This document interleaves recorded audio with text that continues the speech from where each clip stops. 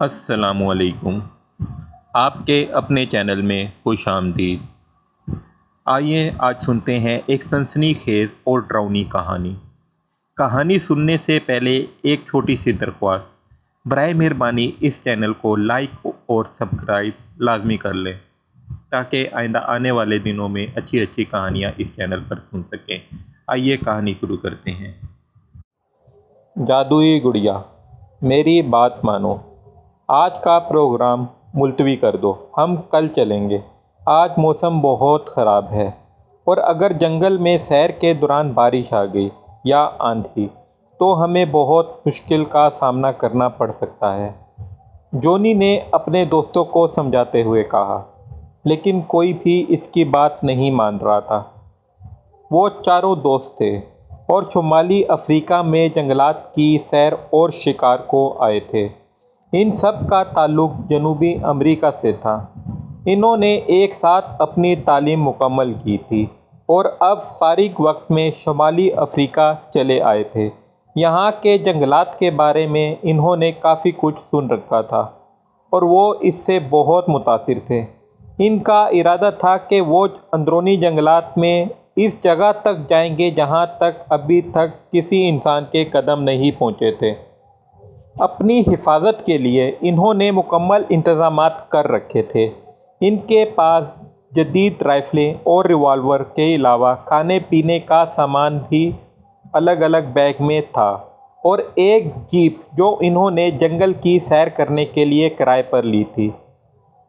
What rubbish, तुम बारिश से खौफज़दा हो? हमें हर हाल में आज ही जंगल में जाना है, चाहे कुछ भी हो।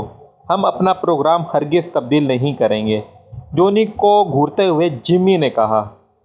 वैसे जॉनी गलत तो नहीं कह रहा।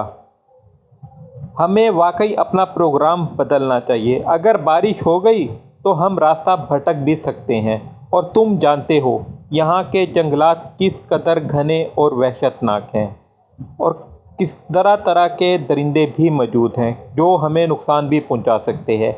ये जैक था।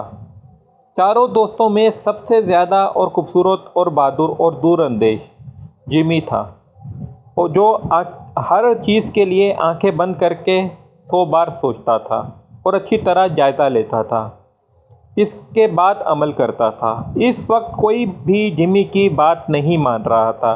इस बात पर सबसे ज़्यादा एतराज़ रॉबर्ट को था। इसे अपनी बहादुरी और रिवॉल्वर पर भरोसा था। वो समझता था कि वो इस जंगल में आसानी से शिकार कर सकेगा। अगर किसी दरिंदे ने इसे नुकसान पहुंचाने की कोशिश की तो वो इससे अच्छी तरह निमट लेगा, लेकिन वो नहीं जानता था कि जब सर पर आती है तो सब धरे का धरा रह जाता है।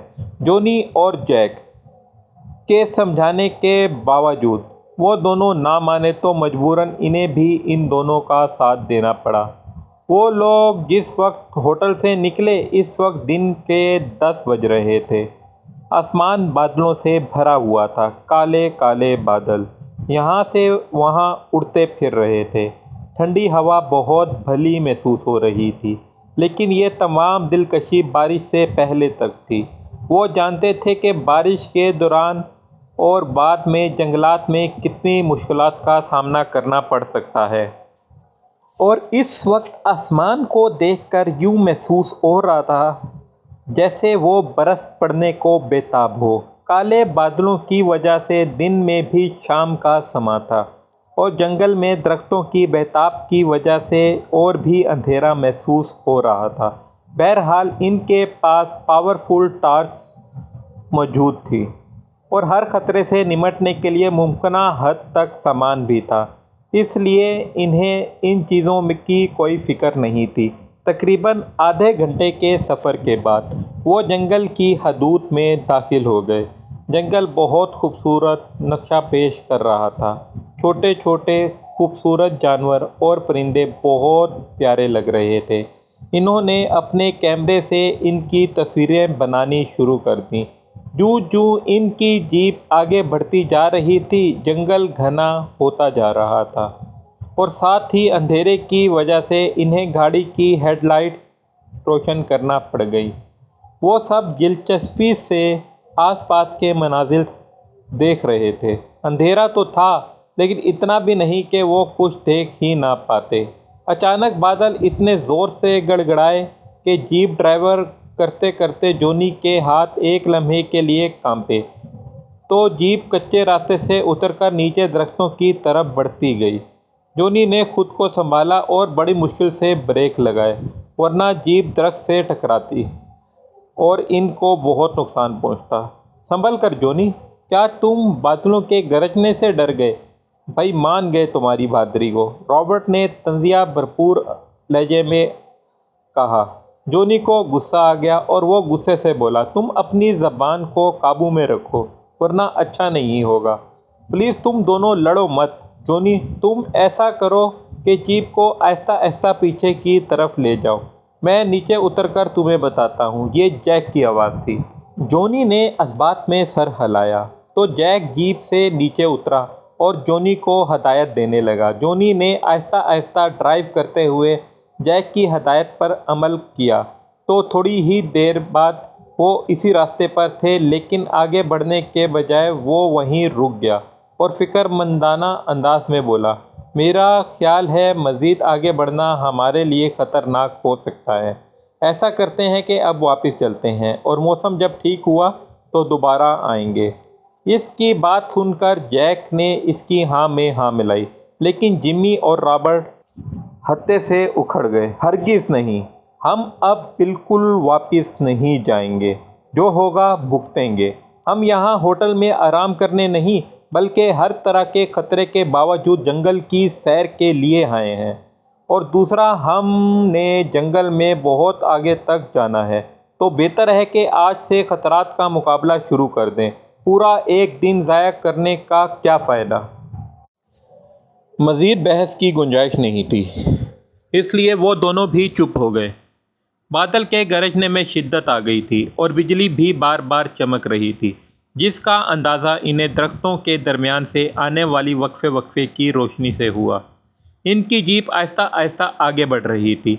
कच्चे रास्ते पर महारत से जीप चलानी पड़ती है ताकि सड़क के इर्द गिर्द दरख्तों से टकराने से बचा जा सके। अचानक इन्हें महसूस हुआ कि जैसे जीप की छत पर कोई वज़नी शय गिरी हो। अभी वो इस बारे में गौर ही कर रहे थे, फिर तो जैसे छत पर वज़नी चीज़ों की बारिश शुरू हो गई। इन्हें कुछ समझ नहीं आ रही थी कि ये क्या हो रहा है। जैक अभी बाहर निकलने का सोच ही रहा था कि इसकी नज़र शीशे से बाहर दरख्त पर पड़ी। इसने देखा कि जिस दरख्त के नीचे वो खड़े हैं, इस दरख्त से सांपों की बारिश हो रही है। दरख्त से सांप बहुत बड़ी तादाद में गिर रहे थे और हैरत अंगेज़ बात तो ये थी कि वो बहुत ज़्यादा तादाद में होने के बावजूद सिर्फ जीप के ऊपर गिर रहे थे। सांपों के मुंह से निकलने वाली फंकारें दिल दहलाए दे रही थी। वो सब बहुत परेशान थे। अभी वो कुछ सोच भी ना पाए थे कि अचानक एक सांप के साथ ऊपर से एक शाख टूटकर गिरी और शीशा टूट गया। तो वो सांप अंदर दाखिल होने की कोशिश करने लगा। अब तो वो बहुत बदहवास हो गए। जिमी ने चीख कर जॉनी को जीप चलाने का कहा और रॉबर्ट ने अपना बैग शीशे के साथ लगा दिया ताकि सांप अंदर दाखिल ना हो पाए। जॉनी ने बदहवासी में जीप स्टार्ट की और जल्दी से वहाँ से जीप निकालने लगा। वो जगह बहुत तंग सी थी और जीप वहाँ से तेज़ भगाना बहुत मुश्किल था, लेकिन जॉनी बहुत महारत से जीप को वहाँ से आगे ले जाने लगा। अचानक दूसरी तरफ से शीशे भी टूटने की आवाज़ आई। जैक ने भी रॉबर्ट की तकलीफ में अपना बैग शीशे से चिपका दिया। जॉनी को जीप भगाने का कहा। जॉनी ने जीप की रफ्तार में इजाफा कर दिया। कच्चे रास्ते पर जीप को बहुत झटके लग रहे थे और इन झटकों की वजह से वो सांप नीचे गिरते जा रहे थे। और बात थी कि वो चारों भी इन झटकों से बदहाल हो रहे थे। जीप बहुत आगे आ चुकी थी और शीशे पर कोई सांप नज़र नहीं आ रहा था, इसलिए जॉनी ने जीप की रफ्तार नॉर्मल कर ली और जैक और रॉबर्ट ने भी अपने बैग शीशों से हटा लिए। सांपों से जान छूटने पर उन्होंने शुक्र अदा किया और अपनी अपनी नशिस्त पर बैठ गए। बादल अब भी मुसलसल गरज रहे थे।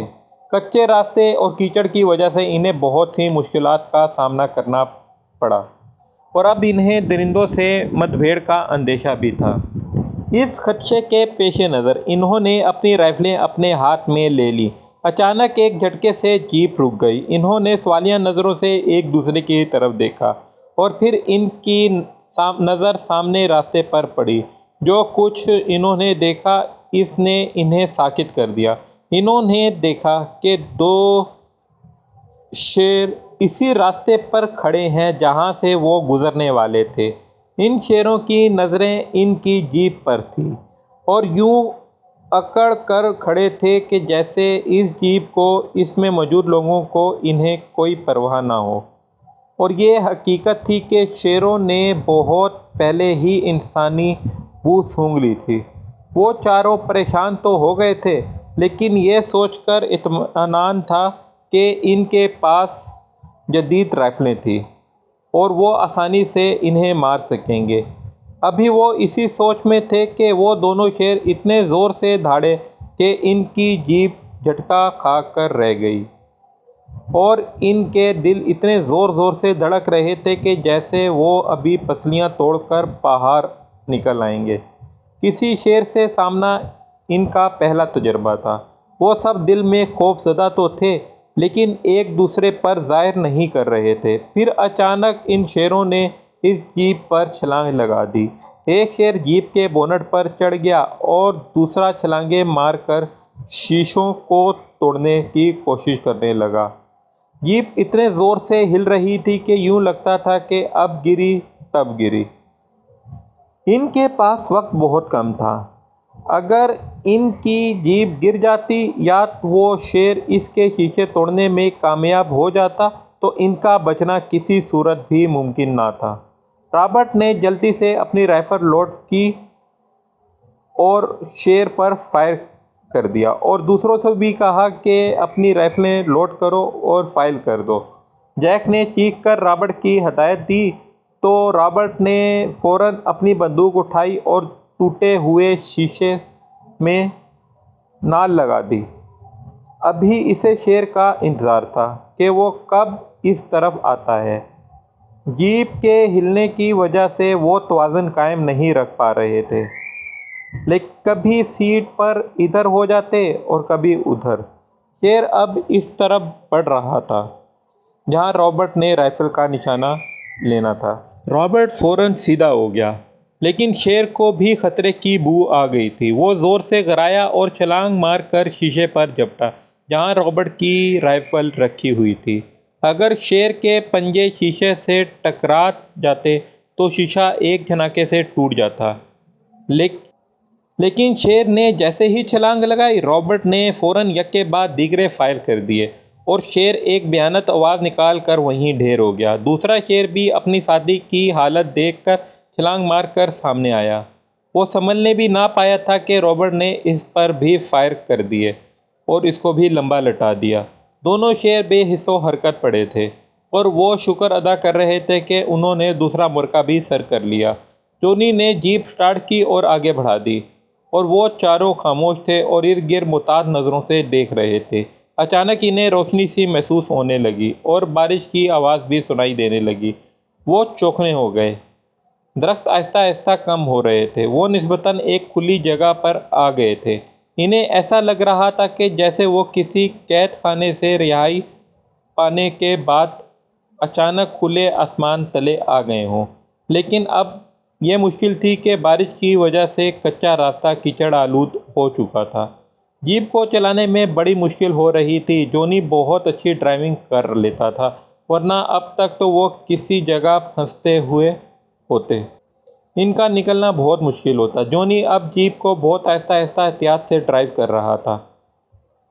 दिन तकरीबन ढलने वाला था और इन्हें एक नई फिक्र ने आ घेरा। वो रात कहाँ बसर करेंगे। बारिश थम चुकी थी और दरख्तों की तादाद में बहुत हद तक कमी आ गई थी। ये निस्बतन एक खुली जगह थी। जंगली दरिंदों का खौफ बहुत हद तक कम हो गया था। इन्हें यह जगह रात बसर करने के लिए नहायत मौजू लगी। उन्होंने जीप रोक ली और अपना सामान लेकर नीचे उतर आए। अगरचे बारिश ना होती तो इन्हें यहाँ कोई मुश्किल नहीं होती, लेकिन अब हर तरफ कीचड़ था। सिवाय इन घने दरख्तों के जिनके नीचे खुशकी थी। एक ऐसा ही दरख्त उन्होंने मुंतखब किया और अपना सामान इसके नीचे रख दिया और ख़ुद भी बैठ गए। शाम हो चुकी थी। परिंदों की बोलियां और हर किस्म के जानदारों की आवाज़ों ने एक अजीब सा समा पैदा कर दिया था। इनके पास टॉर्च मौजूद थी जो उन्होंने रोशन कर ली। इनको भूख भी लगी थी, इसलिए इन्होंने खाने के डब्बे निकाले और खाना शुरू कर दिया। खाने के बाद वो सोने के लिए लेट गए। रात के किसी पहर जैक की आंख खुल गई। आंख खुलने की वजह इसे समझ नहीं आ रही थी। वो खाली खाली नज़रों से इर्द गिर्द देख रहा था। अचानक इसकी नज़र एक जगह जाकर रुक गई।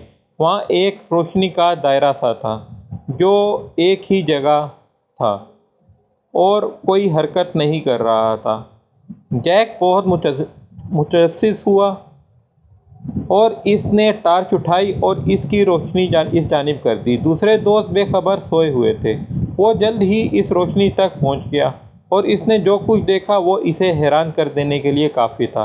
वो एक छोटी सी गुड़िया थी जो ज़मीन पर पड़ी हुई थी, जिसे देखकर जैक इस तरफ आया था। इसी गुड़िया से रोशनी फूट रही थी। वो बहुत हैरान हुआ। नीचे झुककर गुड़िया को उठा लिया। हैरत अंगेज़ तौर पर जैसे ही इसने गुड़िया को हाथ में लिया, वो रोशनी जो इसके बदन से फूट रही थी यकलत गायब हो गई। वो गुड़िया इतनी छोटी थी कि आसानी से हाथों में छुप जाए।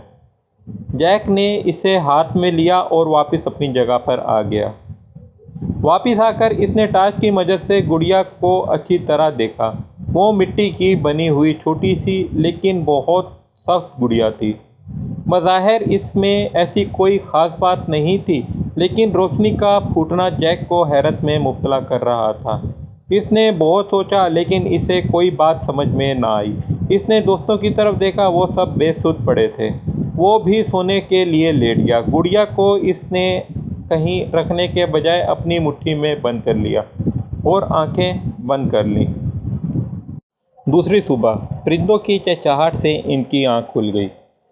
आसमान पर अब तकरीबन साफ हो चुका था, लेकिन कहीं कहीं आवारा बादलों के टुकड़े उड़ते फिर रहे थे और नहायत खुशगवार हवा चल रही थी। दिलकश मौसम ने इनकी तबीयत पर बहुत खुशगवार असर डाला था।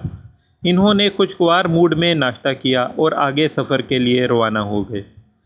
कल के वाक़यात वो काफ़ी हद तक फरामोश कर चुके थे और अब किसी हद तक वो इस जंगल से खौफसदा भी नहीं थे। वो गुड़िया अभी तक जैक के हाथ में थी और इसने सब दोस्तों को भी इसके बारे में बता दिया था। वो भी उलट पुलट कर इस गुड़िया को देखने लगे। इन्हें भी इसकी रोशनी की वजह समझ नहीं आ रही थी। अचानक जोनी ने अपना तज़किया पेश किया और कहा कि मुझे तो ये कोई पुरअसरार गुड़िया लगती है। और इस पर इनके दोस्तों ने खूब इसका मजाक उड़ाया। भाई तुम तो हर बात को जिन्नात और रूहों और शैतान को ले आते हो। वो तुम्हारे करीबी रिश्तेदार हैं जो यूं इनकी मौजूदगी में का हमें यकीन दिलाते रहते हो। रॉबर्ट ने के ऐसा कहने पर सब ने कहका लगाया। बस जोनी ने थोड़ा सा बुरा मुंह बनाया। खैर, अगर ये वाकई जादुई गुड़िया है जैसा कि जोनी ने कहा है तो फिर हमें इंतज़ार करना चाहिए, क्योंकि अगर ये जादुई गुड़िया है तो कुछ ना कुछ जाहिर होगा जिसका ताल्लुक़ इस गुड़िया से होगा। जैक ने सबको कायल करते हुए कहा और वो सब इस बात में सर हिलाने लगे। वो मुसलसल सफ़र करते रहे और दोपहर की धूप काफ़ी हद तक ज़्यादा होने की वजह से इन्हें पता ही ना चला, वरना वो तीनों तो बेखबर सोते रहते। जब जोनी जीप चलाता रहा तो इन्हें सोता देखता रहा तो खून के घूंट पी कर रह जाता। आखिर इससे बर्दाश्त ना हुआ और इसने जीप रोक दी। जैसे ही जीप रुकी वो बेदार हो गए। क्या बात है जोनी, जीप क्यों रोक दी? अबे निकम्मो, मैं तुम्हारा नौकर नहीं जो यूं तुम लोग आराम से सोकर मेरा दिल जलाते रहो। मैं गधे की तरह मुसलसल ड्राइव करता रहूं। जोनी की बात सुनकर वो हंस पड़े। जिमी बोला, यार हमें तो पता ही नहीं चला कि कब आंख लग गई। वैसे मेरा ख्याल है कि अब खाना खाकर बाकी का सफ़र शुरू करें। इसकी बात पर सब ने असबात में सर हिलाया और खाना निकालना शुरू कर दिया। खाने के बाद इन्होंने जैसे ही अपने इर्द गिर्द देखा तब वो चारों हैरान और परेशान आसपास देखने लगे। इन्हें समझ में नहीं आ रहा था कि ये सब क्या है। बहुत सारे जंगली अचानक कहीं से आ गए थे और इनकी जीप के चारों तरफ दायरे की सूरत में खड़े हो गए थे। इनके हाथों में नेज़े, भाले और तलवारें थी। और वो किसी दरिंदे की मानिंद इनकी तरफ देख रहे थे। वो बातें जो उन्होंने जंगली कबीलों और वैश्य कबीलों के बारे में सुनी थी, एक एक करके इनके ज़हन में आने लगी। इनके पास जदीद असला तो था, लेकिन उसको इस्तेमाल करने का मौका नहीं था, क्योंकि वो जंगली इनके बहुत करीब आ चुके थे। जितनी देर में वो असला को रीलोड करते तो दोबारा से वो बालों से ही इनका खात्मा कर देते। जैक ने अपने हाथ में पकड़ी हुई गुड़िया को नामहसूस अंदाज में पैंट की जेब में डाल लिया। ना जाने इसने ऐसा क्यों किया था, लेकिन इसे ऐसा यूँ लगा जैसे किसी ने इसे मजबूर किया हो ऐसा करने के लिए। वो वैसे इन्हें बाहर आने का इशारा करने लगे। इन्होंने एक दूसरे की तरफ देखा और चारों लाचार होकर बाहर निकल आए, और इनके नीचे उतरते ही इन वैश्यों ने इन्हें घेरे में ले लिया और एक अजनबी आवाज़ में कुछ बोलते हुए एक तरफ ले जाने लगे। शायद वो कुछ खुशी के गाने गा रहे थे। कुछ दूर चलने के बाद अचानक ऐसी जगह आ गए जहाँ सामने पहाड़ नज़र आ रहे थे और पानी बहने की आवाज़ सुनाई दे रही थी। वो हैरान नज़रों से चारों तरफ देख रहे थे कि जंगल में अचानक पहाड़ कहाँ से आ गए। इन्होंने इस बारे में सोचा ही नहीं था। वो वैसी इन्हें लेकर एक ऐसी जगह आ गए जहाँ बहुत सी झोंपड़ियाँ बनी हुई थी। ये इन वैश्यों की बस्ती थी और इनसे थोड़ी दूर एक नदी बह रही थी। इन वैश्यों की आवाज़ सुनकर इन झोंपड़ियों से बहुत से लोग निकल आए जो नीम बरहना थे। इनमें बच्चे, बूढ़े और औरतें भी शामिल थी। जो इन्होंने चार इंसानों को देखा तो इनकी आंखों में एक वहशियाना चमक नमूदार हुई। शायद वो अपने शिकार के मुंतज़िर थे और इसे देखते ही इनके मुंह में पानी बहने लगा था। वो वैशी इन्हें घेरे में लिए एक ऐसी झोंपड़ी की तरफ बढ़े जो इन सब झोंपड़ियों से बड़ी और किसी कदर खूबसूरत थी। शायद वो इनके सरदार की झोंपड़ी थी। वो वैशी इन्हें लेकर झोंपड़ी के बाहर खड़े हो गए और ज़ोर ज़ोर से अजीब अजीब सी आवाज़ में बोलने लगे। इन आवाज़ों को सुनते ही एक आदमी बाहर आ गया। वो बहुत हट्टा कट्टा था। वो भी सिर्फ एक जांघिए में मलबूस था। इसके सर पर परिंदों के परों का ताज था और गले में इसने मनकों का हार पहना हुआ था। जैसे ही वो अपनी झोंपड़ी से बाहर आया, वो जंगली इसे देखकर सजदे के अंदाज में झुक गए। इस सरदार ने इनकी तरफ वर्जीदा नज़रों से देखा और नामानूस सी आवाज़ में कुछ बोलने लगा, जिसके जवाब में इसे पकड़ने वाले लोगों ने इसे कुछ बताना शुरू कर दिया। यकीनन वो इसे बता रहे होंगे कि वो इन्हें कहाँ से पकड़कर और कैसे पकड़ कर लाए हैं। इसके बाद सरदार ने इन्हें कुछ कहा और ये सुनकर जंगली इन सब को एक तरफ लेकर जाने लगे। इनका रुख पहाड़ों की तरफ था। वो पहाड़ बस्ती के बिल्कुल ऊपर वाक़या थे। थोड़ी देर चलने के बाद वो ऐसी जगह पहुंच गए जहां सामने एक कार का दहाना नज़र आ रहा था। वो समझ गए कि अब इन्हें यहां कैद कर दिया जाएगा। अचानक इन्हें बादल के गरजने की आवाज़ सुनाई दी। इन्होंने ऊपर आसमान की तरफ देखा तो शमाल की जानिब से काली घटा उठ रही थी। बादलों को देखकर लग रहा था कि बारिश बहुत शदीद होगी। वो जंगली इन्हें लेकर इस गार में दाखिल हो गए। गार के अंदर से बहुत कुशादा था। इसमें रोशनी का भी ख़ास निज़ाम मौजूद था। ऐसा लग रहा था कि जैसे वो यहाँ ज़रूरत के तहत कायम किया गया था। इन पहाड़ों में और भी बहुत से गार थे।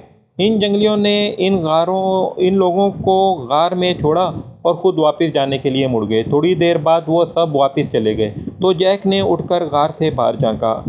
घटा पूरे आसमान पर फैल चुकी थी और बार बार बादल भी गरज रहे थे और बिजली भी चमक रही थी। बस्ती के पास जो नदी थी वो गुज़िश्ता दिन की बारिश की वजह से ज़ोरों शोर से बह रही थी।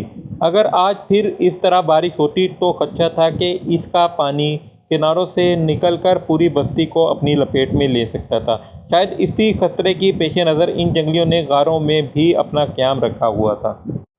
सबसे हैरत अंगेज़ बात तो ये थी कि इन्होंने गार के दहाने पर किसी किस्म का कोई पहरा नहीं लगाया था। शायद इन्हें यकीन था कि वो चारों कहीं फरार नहीं हो सकेंगे, और ये हकीकत भी थी, क्योंकि एक तरफ तो पहाड़ थे और सामने इन जंगलियों की बस्ती थी। एक तरफ नदी थी जिसे बगैर कश्ती के पार नहीं किया जा सकता था और ना ही इन बस्ती वालों की नज़र से छुपकर फरार हुआ जा सकता था। इसलिए इन्होंने पहरा लगाने की ज़रूरत महसूस नहीं की। जैक ने अपनी रिस्ट वॉच की तरफ देखा। शाम के 5 बज रहे थे, लेकिन गहरे बादलों की वजह से सरे शाम ही रात का समय लग रहा था। हर झोंपड़ी में दिए रोशन हो गए थे। अचानक बिजली बहुत ज़ोर से कड़की और इसकी चमक आसमान में एक सिरे से दूसरे सिरे तक चली गई और इसके साथ ही ज़ोरदार बारिश शुरू हो गई। बारिश इतनी तेज़ थी कि ऐसा लग रहा था कि आसमान का मुंह खुल गया है। जैक अपने दोस्तों के पास वापस आ गया। वो सब खामोश बैठे थे। जैक ने अपनी जेब से वो गुड़िया निकाली और इसे हाथ में लिया। अभी तक कुछ ऐसा जाहिर तो नहीं हुआ था जिसे देखकर वो गुड़िया को जादुई समझते। जैक ने गुड़िया को दीवार के पास रख दिया और खुद भी पथरीली दीवार के साथ टेक लगाकर बैठ गया। फिर हैरत अंगेज तौर पर वही हुआ जो पहले जंगल में हो चुका था। इस गुड़िया को ज़मीन पर रखते ही वो रोशनी का दायरा इसके गिर्द बन गया।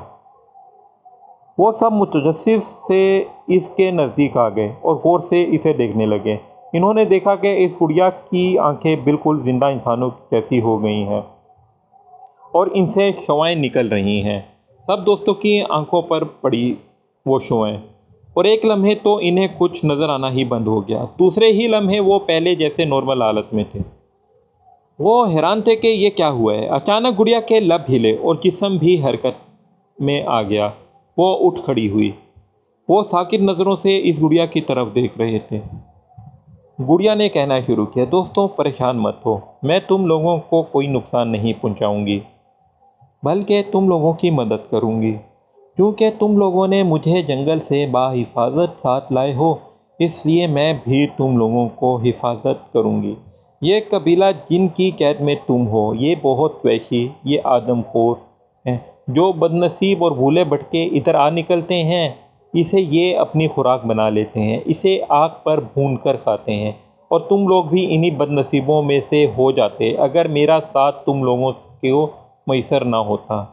इनका एक जादूगर है जो इन वैश्यों को अपने इशारों पर नचाता है। इस कबीले के जिसके तुम कैदी हो, इसी जादूगर ने मुझे कैद करके इस गुड़िया में बंद कर दिया। वो बहुत बड़ा जादूगर है। इसने एक घिनौने अमल से मुझे अपना गुलाम बनाया और मुझसे तरह तरह के घटिया काम लेने लगा। फिर जब मैंने इनकार किया तो मुझे हमेशा के लिए कैद करके इस जंगल में फेंक दिया ताकि कोई इंसान मुझे ना छू सके, क्योंकि जैसे ही कोई इंसान मुझे छूता मैं इसकी कैद से रहा हो जाती, इसके खिलाफ जो चाहे करती। जंगल का वो ऐसा हिस्सा था जहाँ शायद ही कभी कोई इंसान गया हो। फिर जानवरों के आने जाने से मैं इनके पैरों की ठोकरों की वजह से इस जगह आ गई जहाँ से तुम लोगों ने मुझे उठाया और मुझे आज़ादी जैसी नेमत मिल गई। अब मैं अपना इंतकाम ज़रूर लूँगी और तुम लोगों की हिफाजत भी अब मेरी ज़िम्मेदारी है। वैसे कल होते ही तुम लोगों को ज़िंदा जला दिया जाता और फिर पूरा कबीला तुम्हारे गोश्त से लुत्फ़अंदोज़ होता। इस गुड़िया के मुंह से निकलने वाली आवाज़ ने इन्हें सब बताया और आखिरी बात पर वो सब झुरझुरी लेकर रह गए। क्या तुम जिन्नात के कबीले से ताल्लुक़ रखती हो? जिमी ने पूछा तो जवाबन बोली, ऐसा ही समझ लो। इस दुनिया में इंसानों और जिन्नात के अलावा और भी बहुत सी मखलूक़ात हैं। मेरा ताल्लुक़ भी इन्हीं से है। हमें समझ में नहीं आ रही कि जब आप आज़ाद हुई तो आपकी आँखों से कुछ लहरें निकलकर हमारी आँखों में आई थीं और कुछ देर बाद हमें कुछ दिखाई नहीं दिया। क्या आप हमें बता सकती हैं कि वो क्या था? रॉबर्ट का लहजा अपने अंदर मुकम्मल एहतराम समोए हुए था। क्या तुम लोग गौर नहीं कर रहे कि एक अजनबी ज़बान तुम लोग कितनी आसानी से बोल और समझ रहे हो? मैंने वो सब इस वजह से किया था ताकि तुम लोगों को आसानी से अजनबी ज़बानें समझ आ सकें। जब तुम लोग इन जंगलियों से मिलोगे तो इनकी ज़बान भी आसानी से तुम लोगों की समझ में आ जाएंगी। तुम खुद भी इन जैसा बोल सकोगे। गुड़िया ने इन्हीं सारी तफसील से आगाह किया।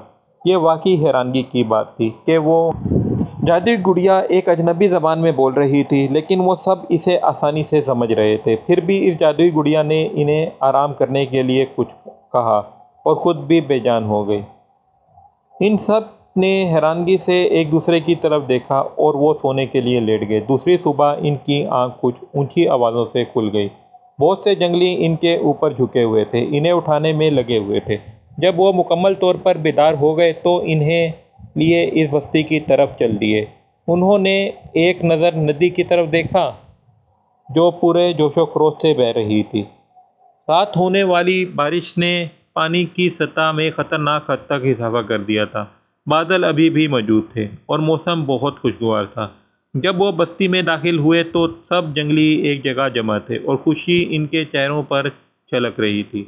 लगता था कि बहुत अरसे बाद इन्हें इंसानी शिकार मैसर आया था, वो भी 4 हट्टे कट्टे नौजवान।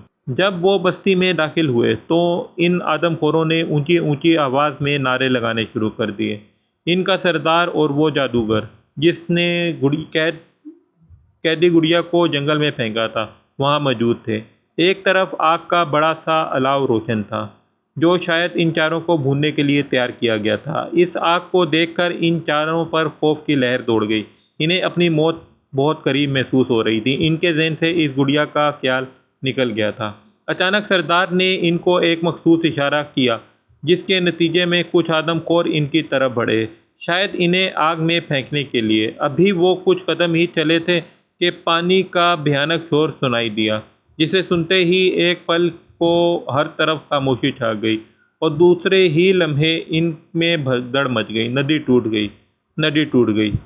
अचानक इन चारों को इस गुड़िया की आवाज़ सुनाई दी कि तुम लोग फौरन पहाड़ों की तरफ भागो और इसी गार में चले जाओ जहां तुम लोगों को कैद किया गया था। जल्दी करो। इस गुड़िया की आवाज़ सुनते ही वो चारों भागकर इस गार की तरफ बढ़े और जल्द ही वो सब इस गार में थे। गार के दाने पर खड़े होकर उन्होंने देखा कि नदी का पानी चिंगाड़ता हुआ पूरी बस्ती को अपनी लपेट में ले चुका था। इन जंगलियों को बदहवासी में वो पहाड़ी गार भी याद नहीं रहे थे जहाँ वो सैलाब के पानी से बचने के लिए पनाह लेते थे। थोड़ी ही देर में पूरी बस्ती पानी में डूब गई और इसका कहीं नामो निशान ना रहा।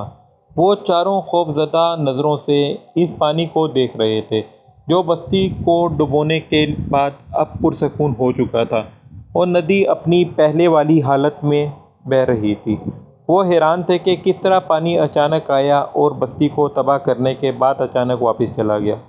इतने में इस गुड़िया की आवाज़ सुनाई दी, दोस्तों तुम लोगों को अब किसी किस्म की फ़िक्र करने की ज़रूरत नहीं। तुम लोग बिल्कुल महफूज हो। मैंने अपना बदला ले लिया और तुम लोगों को बचा लिया। चूँकि तुम लोगों की वजह से मुझे कैद से रिहाई मिली है, इसलिए मैं तुम लोगों को कुछ देना चाहती हूँ। तुम लोग इसी गार में आगे बढ़ते जाओ, वो चीज़ तुम्हें मिल जाएगी। गुड़िया की बात सुनकर वो आगे बढ़ने लगे। गार बहुत लंबा था। आखिरकार वो इस जगह पहुंच गए जहां इस गुड़िया ने इन्हें कहा था। वहां पहुंचकर इनकी आंखें चकाचौंध हो गई। बात ही कुछ ऐसी थी। वहां इन्होंने देखा कि खजाने का ढेर लगा हुआ है। सोना, चांदी, हीरे जवाहरात ढेर की सूरत में पड़े थे। वो चारों आंखें फाड़े इस खजाने को देख रहे थे। अचानक इस जादुई गुड़िया की आवाज़ गूंजी, तुम्हारे पीछे खाली बैग मौजूद है, जितना चाहो खजाना ले लो, लेकिन कभी लालच नहीं करना, क्योंकि ये लालच आदमजादों को एक दूसरे की पहचान बुला देती है। इन्होंने पीछे मुड़कर देखा तो वाकई बैग मौजूद थे। इन्होंने वो बैग उठाए और इसे खजाने से भरना शुरू कर दिया। काम से फारिग होने के बाद वो गुड़िया की हदायत के मुताबिक घर से बाहर आ गए। इनका रुख जंगल की तरफ था। वो जंगल से गुजर रहे थे तो कोई जानवर भी इनके करीब आने की कोशिश नहीं कर रहा था, बल्कि इन चारों को देखते ही वो वहाँ से दूर भाग जाते थे। वो हैरान तो थे लेकिन वो जानते थे कि ये इस गुड़िया का कमाल है। इस तरह चलते हुए वो अपनी जीप तक पहुँच गए। इनकी खुशी की इंतहा न रही। वो जल्दी से जीप में बैठ गए और इसे स्टार्ट करके वहाँ से चल पड़े। 2 दिन के सफ़र इन्होंने एक दिन में तय कर लिया और रास्ते में भी इन्हें कोई मुश्किल पेश न आई। शाम से कुछ पहले वो जंगल से बाहर थे। थोड़ी देर बाद इस गुड़िया की आवाज़ सुनाई दी, दोस्तों अब मेरे जाने का वक्त आ गया है। तुम लोगों को मैंने बाहिफाजत पहुंचा दिया है। तुम लोग अपना ख्याल रखना। तुम लोगों का एहसान मैं कभी नहीं भूलूंगी। अब मैं जा रही हूँ। इन्होंने देखा कि जीप से थोड़े फासले पर एक हेवला नमूदार हुआ और आहिस्ता आहिस्ता वो ठोस जिस्म अख्तियार करता गया। जब वो पेकर मुकम्मल हुआ तो इन्होंने देखा कि वो बहुत ही हसीन थी। इतनी ज़्यादा कि इस पर से नज़रें नहीं हट रही थी। फिर वो परी पेकर मुस्कुराकर हाथ हिलाने लगी और आहिस्ता आहिस्ता इसका वजूद तहलील होने लगा और आखिरकार वो मुकम्मल तौर पर गायब हो गई। वो चारों साकित नज़रों से इसकी तरफ देख रहे थे। जब वो गायब हुई तो जैसे इन्हें होश आया, जॉनी ने ठंडी सांस भरी और जीप आगे बढ़ा दी।